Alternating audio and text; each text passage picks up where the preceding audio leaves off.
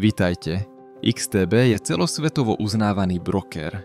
Ponúka obchodovanie s akciami a ETF bez poplatkov, až do mesačného limitu 100 000 eur. XTB má vynikajúce hodnotenie na Trustpilote. Má skóre 4 hviezdičky z 5, na základe viac ako 1000 recenzií. Klienti chvália ľahko použiteľnú platformu, rovnako ako rýchle výbery a spoľahlivú zákaznícku podporu. V tomto videu vám krok za krokom ukážem, ako jednoducho otvoriť účet, v prípade použijeme kód STARTXTB.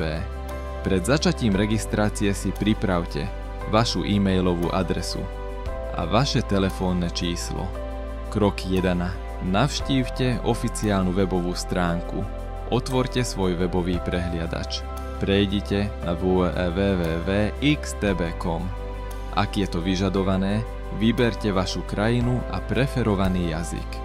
Krok 2. Začnite registráciu.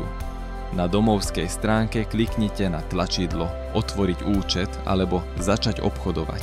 Zadajte svoju e-mailovú adresu a vyberte krajinu vášho trvalého pobytu.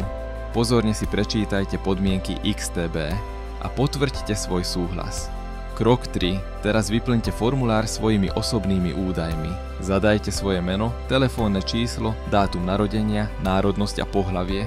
Uistite sa, že všetky informácie sú presné. Krok 4. Zadajte propagačný kód. Počas registrácie budete požiadaní o výber meny a jazyka účtu. Pod týmito možnosťami nájdete pole na zadanie propagačného kódu. Do tohto pola zadajte propagačný kód STARTXTB a pokračujte v registrácii. Krok 5. Dokončite registráciu.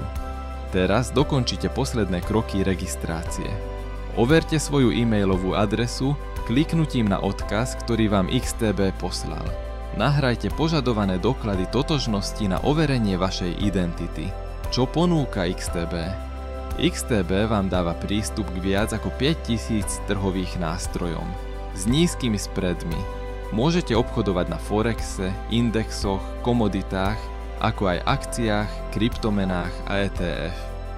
XTB poskytuje svoju vlastnú obchodnú platformu XStation 5 pre stolné aj mobilné zariadenia. Blahoželáme!